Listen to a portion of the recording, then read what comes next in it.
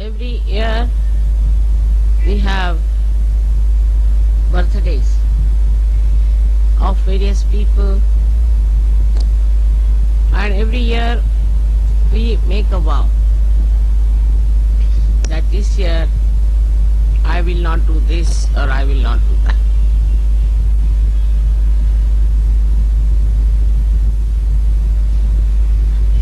This is a very good way of seeing how far we have come in life.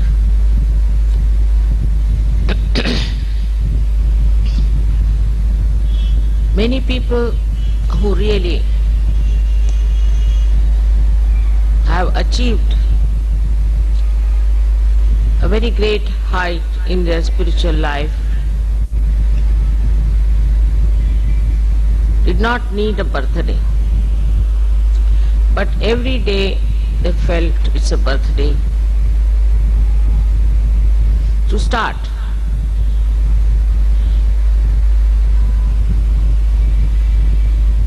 To go ahead, to understand, to learn. Every day is a new year for them. In our own life, we see that our surroundings change very slowly. Sometimes it is shocking. Sometimes we are surprised how the surroundings are not changing. But in a subtle way, there is a tremendous change that is happening within us and without. The whole atmosphere today is governed by human beings. I don't know how far Param Chaitanya works it out, but it is for us to open ourselves to new dimensions in our lives. For example, if you find we still have, through our introspection, we locate that we have these old subtle nonsensical things still hanging around us. We don't have to vow for it. You have to just witness it. And the destructive path it is taking you to, immediately you will give up. You don't have to worry as to put a vow upon yourself, because now you are samarth, meaning now you are absolutely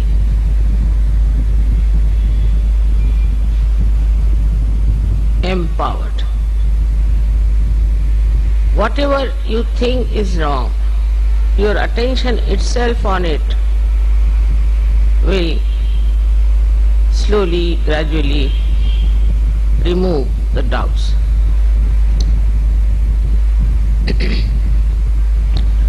About having those problems, those connections, conditions and ego that are lingering still, definitely you will drop them. With your attention, it will run away. Then you will realize that every day your attention is getting purified, getting powerful, getting compassionate. Normally, whatever reaction you have in your attention just disappears. and you start witnessing the whole thing. And your power of attention through that witnessing force acts, and it works. It works not only on you, but on everything that surrounds you. Firstly, through your meditation, in that state of meditation, you expand within yourself. You stay in the present. The other day somebody asked me, where was your last birthday? I just forgot where it was. Otherwise my memory is very good, like an elephant. But this I forgot. Perhaps every time, every day, you live in the present and you grow. So you forget when and where this growth has taken place. My own growth has been like this, that every time I go to a place, I find very nice new people coming in and some of the horrible ones from the old lot disappearing. It's something like when the tree grows, the leaves go on falling and new leaves start coming. But in Sahaja Yoga, it's something different. I find that on the tree of Sahaja Yoga, very few, very few leaves fall off, and you sometimes face a lush garden of beautiful.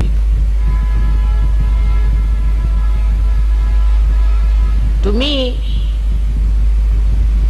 it's like a miraculous fireworks. It starts like a small line and then opens up into several beautiful patterns.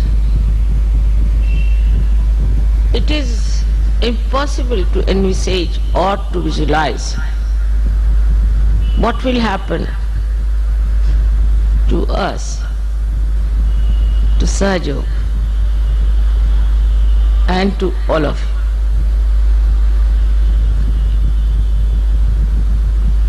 I have never learned to imagine things, but the vision that you see is really remarkable, is very remarkable. That I see all Sahaja Yogis drenched in divine love and expressing themselves in a very beautiful and very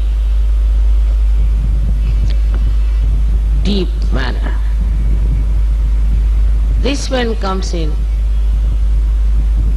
that really makes your attention absolutely enwrapped in such divine bliss that you forget that moment. One of those moments are when you celebrate my birthday. I even forget how many years I've lived on this earth. Sometimes I say I am 73, sometimes I say I am 70. I just don't know. Because as I told you, it does not leave any mark of time, of date, of years in that blissful state. As if sometimes you can think that you went to see something very beautiful like Taj Mahal without knowing what it is. And suddenly you find such a beautiful building. Unexpectedly, you just get blindfolded, as they say. In Hindi say awak. You don't know how to express. You become speechless. And invariably you'll find that time you'll forget the time. You will forget how you came there. All the story behind all that finishes off as soon as you see the reality of the vision. This reality of the vision is something beyond even my thinking and imagination. I cannot even now sometimes believe that there are so many Sahajogis who have got this subtle knowledge.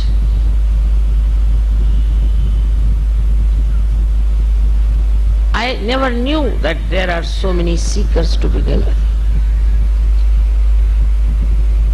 I never knew that there are such subtle people on this earth. All over the world, wherever I went, whether I went to Nepal or to Brazil, suddenly I find facing so many beautiful seekers. If you ask me, when did you go to Brazil, I won't be able to tell you the dates. I have very bad memory for dates, for the same reason I think, because every time I see a vision. And the time also just stops for that moment. It doesn't express itself. Nothing is recorded except for the experience. And this experience is in an abstract form. You cannot describe. It is beyond words and beyond any description. At that time, you really become thoughtless. And that is the time we have to really enjoy. The greatest curse of modern times is the watch or the time that we keep. And all the time we are just seeing the time, what time it is now, and after 2 seconds again also we want to see what is the time. We have crossed the limits of time, Kalatit. Try to understand why we have crossed. Because time moves according to us. You can experience it. The other day I was coming from Delhi, and in my household everybody seems to be very particular about time. So they were after my life, come along, getting late, now you just can't get into the plane, this, that. All right. And when I reached there, they said that the plane is still waiting, it's not necessary for you to hurry up. it will take at least 15-20 minutes for you to go. So, also this name of airport makes people really jumpy, I should say. They have to go to the aeroplane means as if some war is there or I don't know what it is. So far, luckily, I have never missed a plane, never missed a train in my lifetime. Though I travel, I think, quite a lot. I have every time found invariably that the plane itself is waiting for me. It won't leave.